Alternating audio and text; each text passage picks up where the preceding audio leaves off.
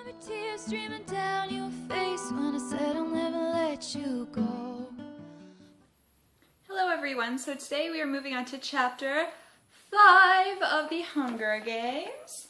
And if you want to know where you can get this book, I will put links in the bottom bar below for this and the other two in the series, or if you want to get a bundle of all three of them, that is also in a link down below. They have the movie out. They've had it out for like a while, so you can get the movie of this as well, but we are moving on to chapter 5, and if you want to see the previous chapters, I will put them in a link down below. So here we go. Rip, I grip my teeth as Vina, a woman with aquatic hair and gold tattoos above her eyebrows, yanks a strip of fabric from my leg, tearing out the hair beneath it. "Sorry," she pipes in her silly capital accent. "You're just so hairy. Why do these people speak in such a high pitch? Why do their jaws barely open when they talk? Why do the ends of their sentences go up as if they're asking a question? Odd vowels, clipped words, and always a hiss on the letter S. No wonder it's impossible not to mimic them." Vina makes what's supposed to be a sympathetic face. "Good news, though. This is the last one. Ready?" I get a grip on the edges of the table I'm seated on and nod. The final swath of my leg hair is unrooted in a painful jerk. I've been in the remake center for more than 3 hours and I still haven't met my stylist. Apparently, he has no interest in seeing me until Vienna and the other members of my prep team have addressed some obvious problems. This has included scrubbing me down with gritty foam and has removed not only dirt, but at least 3 layers of skin, turning my nails into uniform shapes, and primarily ridding my body of hair. My legs, arms, torso, underarms, and parts of my eyebrows have been stripped of the stuff, leaving me with like a plucked bird ready for roasting. I don't like it. My skin feels sore and tingly and intensely vulnerable. But I have kept my side of the bargain with Hamage, and no objection has crossed my lips. "You're doing very well," says some guy named Flavius. He gives his orange corkscrew locks a shake and applies a fresh coat of purple lipstick to his mouth. "If there's something we can't stand, it's a whiner. Grease her down." Vina and Octavia, a plump woman whose entire body has dyed a pale shade of pea green, rub me down with a lotion that first stings but then soothes my raw skin. Then they pull me from the table, removing the thin robe I've been allowed to wear off and on. I stand there completely naked as the 3 circle me, wielding tweezers to remove any last bits of hair. I know I should be embarrassed, but they're so unlike people that I'm more self-conscious than if a trio of oddly colored birds were pecking around my feet. The 3 step back and admire their work. "Excellent! You're almost starting to look like a human being now," says Flavius, and they all laugh. I force my lips into a smile to show how grateful I am. "Thank you," I say sweetly. We don't have much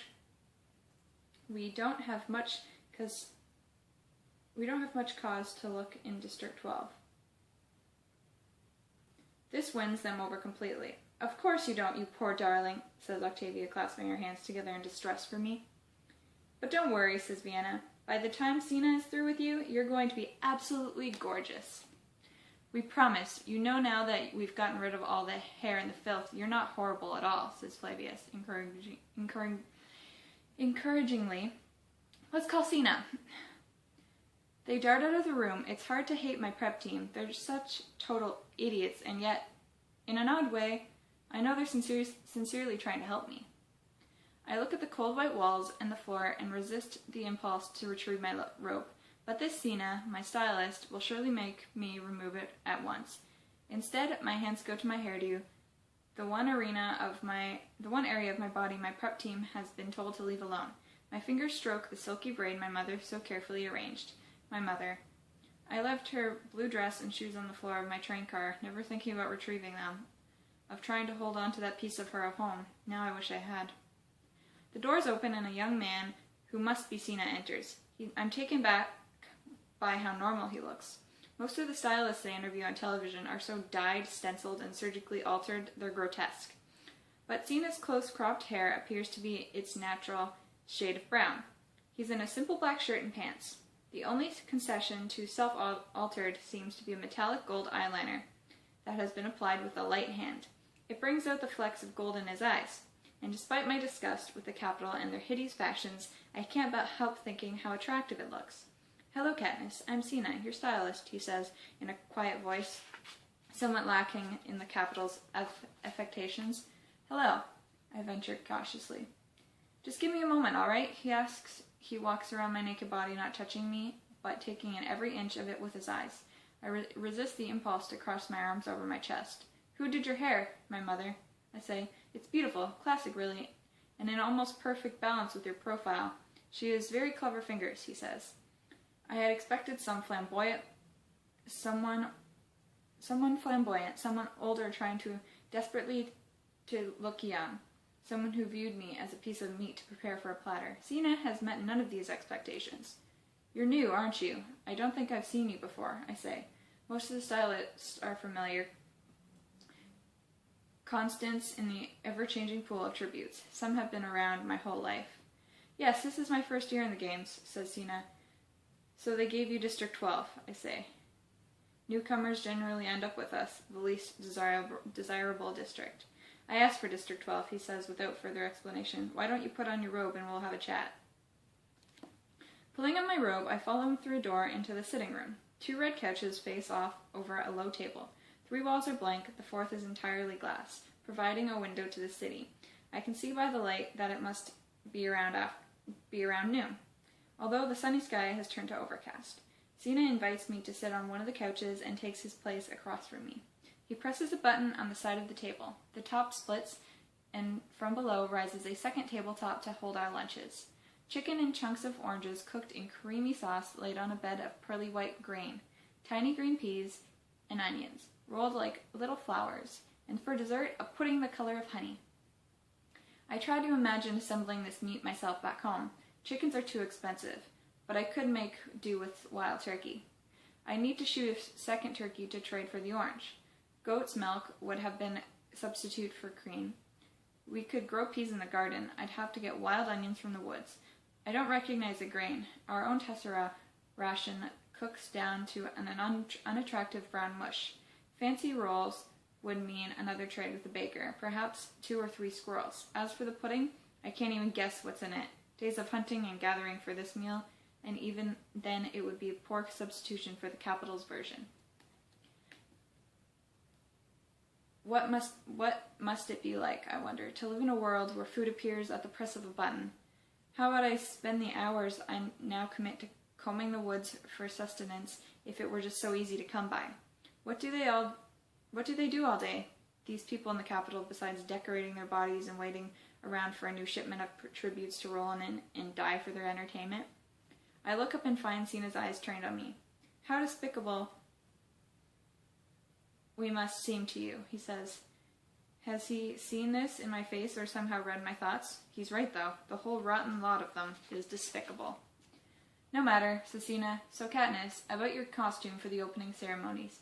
My partner, Portia, is the stylist for your fellow tribute, Peeta. And our current thought is to dress you in complimentary costumes," says Sina. "As you know, it's customary to reflect the flavor of your district. For the opening ceremonies, you're supposed to wear something that suggests your district's principal industry. District 11, agriculture. District 4, fishing. District 3, factories. This means that coming from District 12, Peeta and I will be in some kind of coal miner's getup.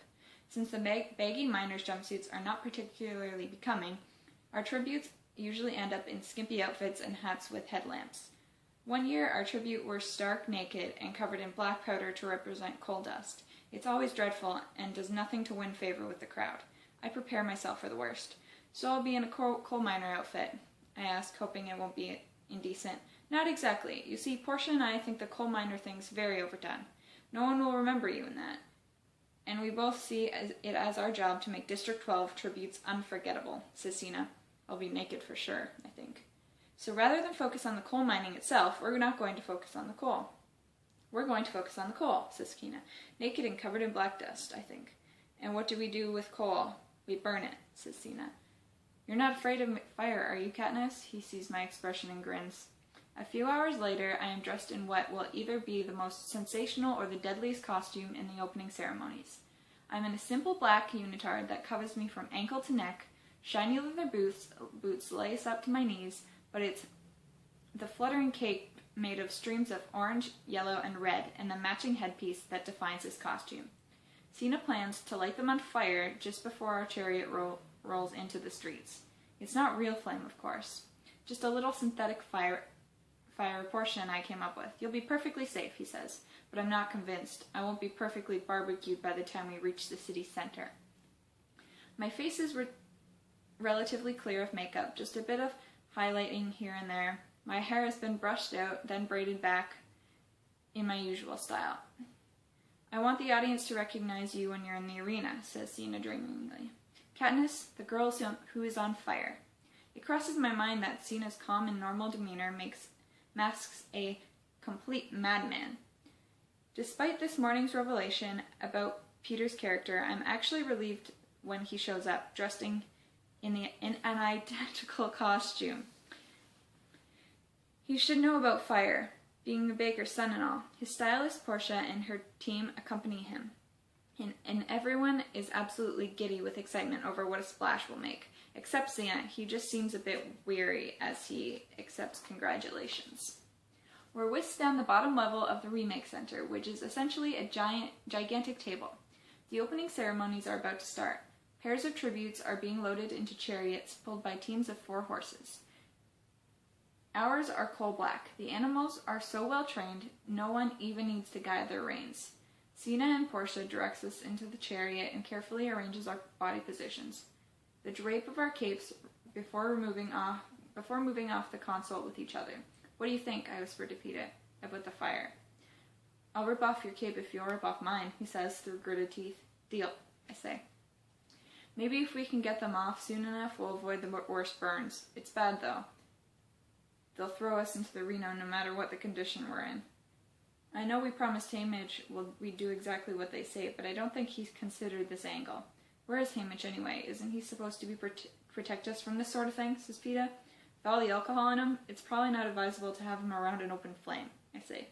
And suddenly, we're both laughing. I guess we're both so nervous about the games, and more precisely, petrified of being turned into a human torch. We're not acting sensibly. The opening music begins. It's easy to hear, blasted around the Capitol. Massive doors slide open, revealing the crown-lined streets. The ride lasts about 20 minutes and ends up in the city circle where they will welcome us, play the anthem, and escort us into the training center, which will be our home/prison until the big games begin. The tributes from District 1 ride out in chariot pulled by snow-white horses. They look so beautiful, spray-painted silver in tasteful tunics glittering with jewels. District 1 makes luxury items for the Capitol. You can hear the roar of the crowd. They're always the favorites. District 2 gets in position to follow them. In no time at all, we are approaching the door, and I can see that between the overcast sky and evening hour, the light is turning gray. The tributes from District 11 are just rolling out when Cena appears with a lighted torch. Here we go, he says, and before we react, he sets our capes on fire. I gasp, waiting for the heat, but there's only a faint tingling sensation. Cena climbs up before us and ignites our headdresses. He lets out a sigh of relief. It works. Then he gently tucks a hair under my chin. Remember, heads high, smiles. They're going to love you. Cena jumps off the chariot and has one last idea. He shouts something at us, but the music drowns him out. He shouts again and gestures. What's he saying? I ask Peeta for the first time. I look at him and realize that ablaze with the fake flames, he is dazzling, and I must be too. I think he said for us to hold hands, says Peeta. He grabs my right hand in his left, and we look to Cena for confirmation. He nods and gives a thumbs up, and that's the last thing I see before we enter the city. The crowd's initial alarm at our appearance quickly turns to cheers and shouts of District 12. Every head is turned our way, pulling the focus from the 3 chariots ahead of us. At first, I'm frozen, but then I catch sight of us in a large television screen, and I am floored by how breathtaking we look.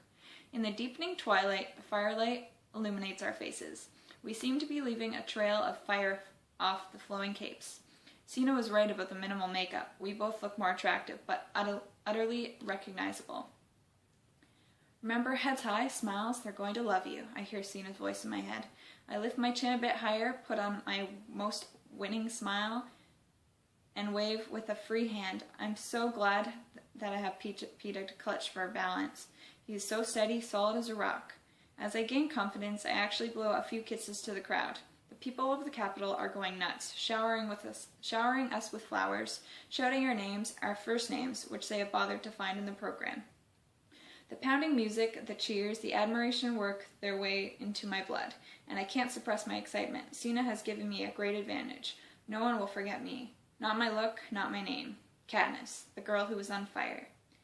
For the first time, I feel a flicker of hope rising up in me. Surely there must be one sponsor willing to take me on. And with a little extra help, some food, the right weapon, why should I count myself out of these games? Someone throws me a red rose. I catch it, give it a delicate sniff, and blow a kiss back in the general direction of the giver. 100 hands reach up to catch my kiss as if I were the real, tangible thing. Katniss, Katniss! I can hear my name being called from all sides. Everyone wants my kisses. It's not until we enter the city circle that I realize I must have completely stopped the circulation in Peeta's hand. That's how tightly I've been holding it. I look down at our linked fingers and I loosen my grip, and he regains his grip on me. No, don't let go of me, he says. The firelight flickers off his blue eyes. Please, I might fall out of this thing. Okay, I say. So I keep holding on, but I can't help feeling strange about the way Sina has linked us together. It's not really fair to present us as a team and then lock us in the arena to kill each other. The 12 chariots fill the loop of the city circle. On the buildings that surround the circle, every window is packed with the most prestigious citizens of the capital. Our horses pull our chariot right up to President Snow Mansion, and we come to a halt. The music ends with a flourish. The president, a small, thin man with paper-white hair, gives the official welcome from a balcony above us. It is traditional to cut away the faces of the tributes during the speech, but I can see on the screen that we are getting way more than our share of the airtime. The darker it becomes, the more difficult it is to take our eyes off the flickering. Then the national anthem plays. They do make an effort to do a quick cut around to each pair of tributes, but the camera holds on District 12 chariot as it parades around the circle one final time and disappears into the training center. The doors have only just been shut behind us when we're engulfed by the prep teams, who are nearly unintelligible as they babble out of praise. And I glance around, I notice a lot of the other tributes are shooting us dirty looks, which confirms what I suspected. We've literally outshone them all. Then Sina and Portia are there, helping us down from the chariot, carefully removing our flaming capes and headdresses. Portia extinguishes them with some kind of spray from a canister. I realize I'm still glued to Peeta, and force my stiff fingers to open. We both massage our hands. Thanks for keeping hold of me. I was getting a little shaky there, says Peeta. It didn't show, I tell him. I'm sure no one noticed. I'm sure they didn't notice anything but you.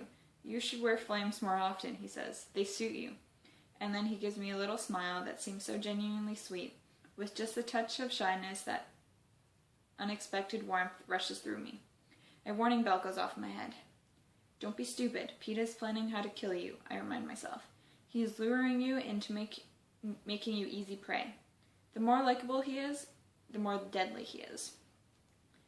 But because two can play at this game, I stand on a tiptoe and kiss his cheek, right on the bruise.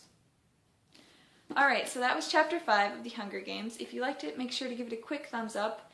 I will be reading Chapter 6 tomorrow, so make sure to check that out. Please subscribe, and I will talk to you guys later. Bye!